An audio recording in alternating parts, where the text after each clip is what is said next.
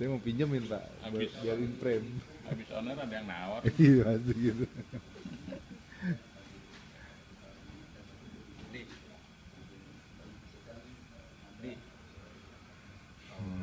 Jadi suaranya itu sebenarnya dari rongga berarti. Tapi beda antara itu bisa nggak dibuat Iya, tadi kan juga sempat dikatakan bahwa ini untuk pengusir hama. Selain musiknya juga yang cukup unik, selain pengusir hama apa saja manfaatnya selain itu?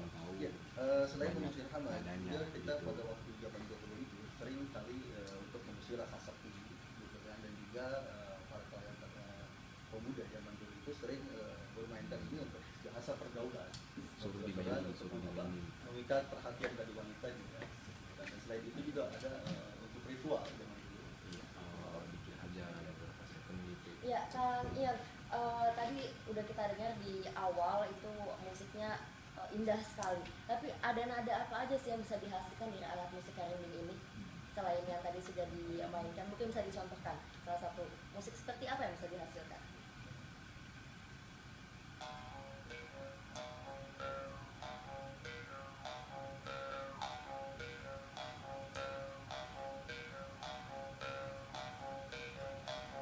Iya, itu juga bisa dijelaskan. Coba, Kang Ion.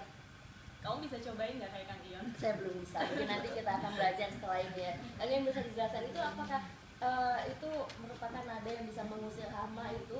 Iya, Ya. karena di sini juga mengandung unsur law design yang menyakitkan